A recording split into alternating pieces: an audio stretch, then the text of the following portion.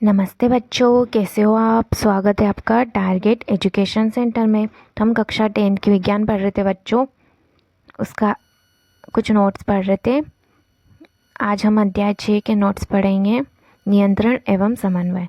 नियंत्रण एवं समन्वय का क्या अर्थ है। जीव में विभिन्न जैव प्रक्रम एक साथ होते रहते हैं। इन सभी के बीच तालमेल बनाए रखने को समन्वय कहते हैं। इस संबंध को स्थापित करने के लिए जो व्यवस्था होती है उसके लिए नियंत्रण की आवश्यकता होती है। उद्दीपन। पर्यावरण में हो रहे ये परिवर्तन जिसके अनुरूप सजीव अनुक्रिया करते हैं उद्दीपन कहलाता है। जैसे कि प्रकाश, ऊष्मा, ठंडा, ध्वनि, सुगंध, स्पर्श आदि। पौधे एवं जंतु अलग अलग प्रकार से उद्दीपन के प्रति अनुक्रिया करते हैं। जंतुओं में नियंत्रण एवं समन्वय। यह सभी जंतुओं में दो मुख्य तंत्रों द्वारा किया जाता है। तंत्रिका तंत्र, अंतःस्रावी तंत्र। तंत्रिका तंत्र, तंत्रिका ऊतक।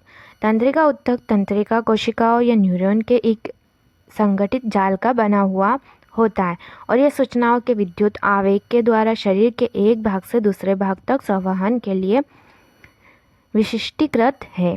ग्राही। ग्राही तंत्रिका कोशिका के विशिष्टीकृत सिरे होते हैं जो वातावरण से सूचनाओं का पता लगाते हैं। ये ग्राही हमारी ज्ञानेंद्रियों में स्थित होते हैं। उदाहरण है कान में, आँख में, त्वचा में। कान में सुनना, शरीर का संतुलन। आँख में प्रकाशग्राही, देखना। त्वचा में तापग्राही, गर्म एवं ठंडा, स्पर्श। नाक में घ्राणग्राही, गंध का पता लगाना। जीभ में रस संवेदीग्राही, स्वाद का पता लगाना। तंत्रिका कोशिका, न्यूरॉन। यह तंत्रिका तंत्र की संरचनात्मक एवं क्रियात्मक इकाई है। तंत्रिका कोशिका के भाग। तंत्रिका कोशिका न्यूरॉन के भाग। ध्रुमिका। कोशिका काय से निकलने वाली धागे जैसी संरचनाएं जो सूचना प्राप्त करती है। कोशिका काय प्राप्त की गई सूचना विद्युत आवेग के रूप में चलती है। तंत्रिकांश, एक्सोन। यह सूचना के विद्युत आवेग को कोशिकाएं से दूसरी न्यूरॉन की ध्रुमिका तक पहुंचाता है। यह है डायग्राम बच्चों। अंतर ग्रंथन स्नेप्स। यह तंत्रिका के अंतिम सिरे एवं अगली तंत्रिका कोशिका के ध्रुमिका के मध्य का रिक्त स्थान है। यहाँ विद्युत आवेग को रासायनिक संकेत में बदला जाता है जिससे यह आगे संचरित हो सके। प्रतिवर्ती क्रिया। किसी उद्दीपन के प्रति तेज व अचानक की गई अनुक्रिया प्रतिवर्ती क्रिया कहलाती है। उदाहरण, किसी गर्म वस्तु को छूने पर हाथ को पीछे हटा लेना।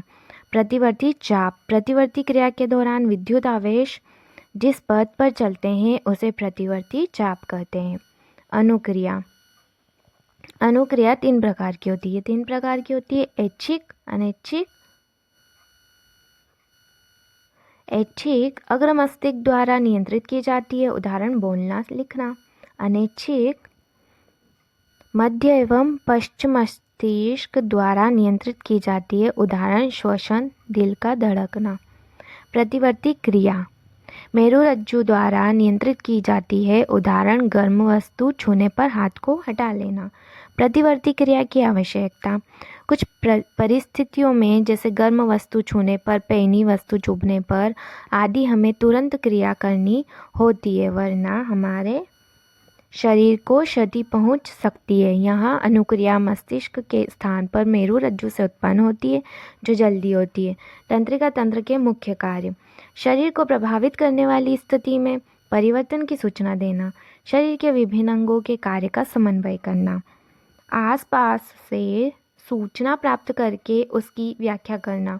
ऊतक में स्थित तंत्रिका कोशिकाओं में उत्पन्न आवेग को तंत्रिका तंत्र तक ले जाना और तंत्रिका तंत्र से अंगों के लिए आदेश लाना। मानव तंत्रिका तंत्र। मस्तिष्क, मेरुरज्जु। मस्तिष्क सभी क्रियाओं के समन्वय का केंद्र होता है। इसके 3 मुख्य भाग हैं, अग्र मस्तिष्क, मध्य मस्तिष्क और पश्चिम मस्तिष्क। अग्र मस्तिष्क यह मस्तिष्क का सबसे अधिक जटिल एवं विशिष्ट भाग है। यह प्रमस्तिष्क है। अग्र मस्तिष्क के कार्य। मस्तिष्क का मुख्य सोचने वाला भाग होता है। ऐच्छिक कार्यों को नियंत्रित करता है। सूचनाओं को याद रखना। शरीर के विभिन्न हिस्सों से सूचनाओं को एकत्रित करना एवं उनका समायोजन करना।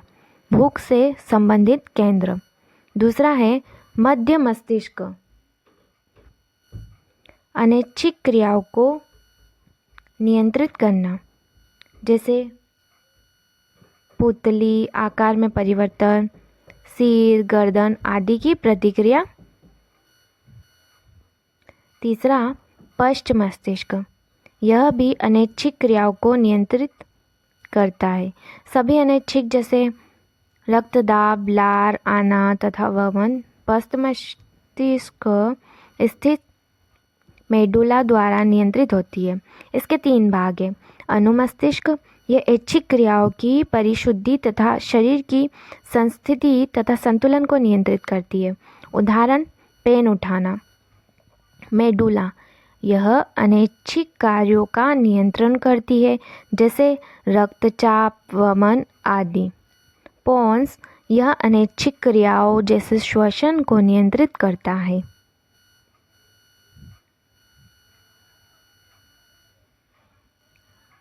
ये डायग्राम है बच्चों।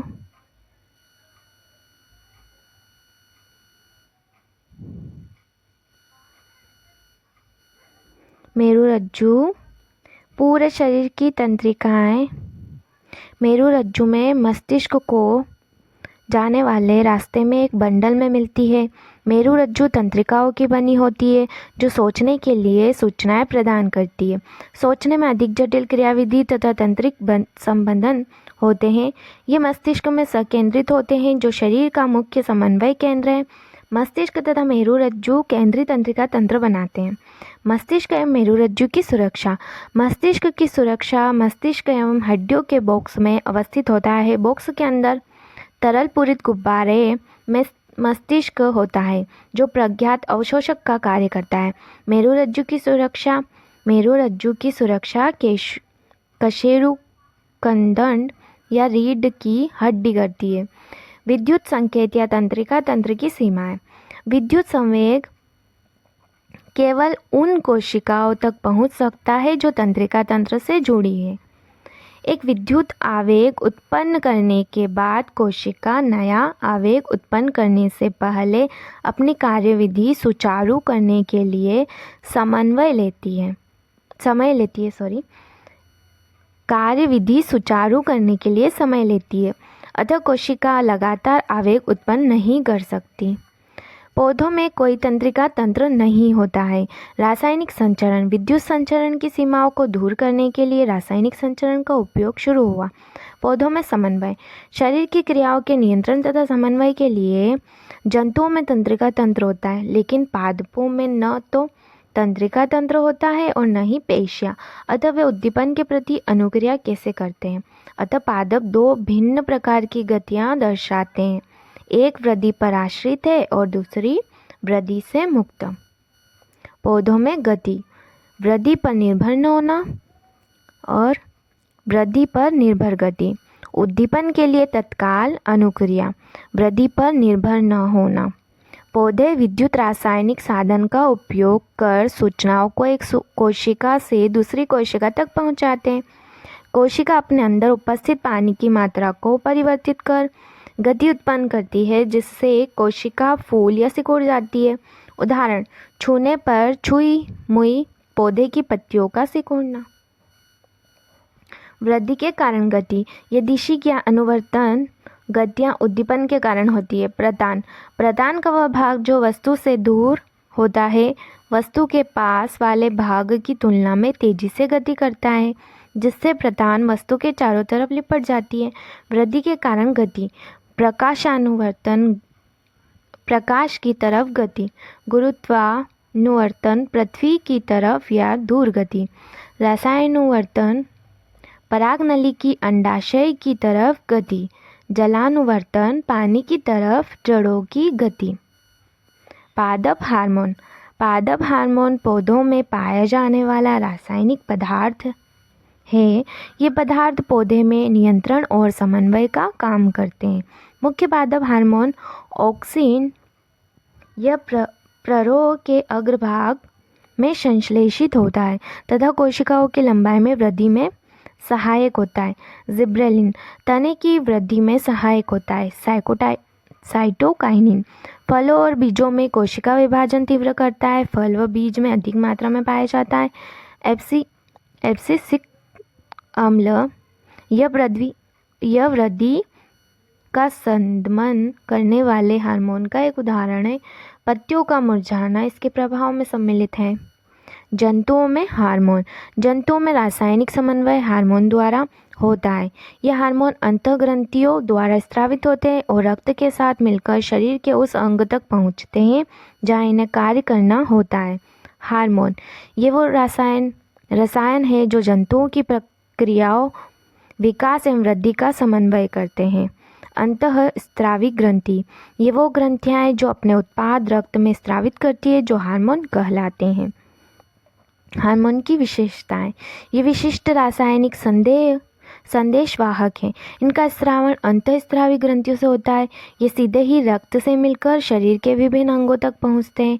ये विशेष ऊतक या अंग पर क्रिया करते हैं, जिसे लक्ष्य अंग कहते हैं। ये कुछ नोट्स थे बच्चों आपके कक्षा 10 की विज्ञान के, और ऐसे ही अच्छे और प्यारी वीडियो देखने के लिए subscribe YouTube channel Target Education Centre. Okay bye बच्चों।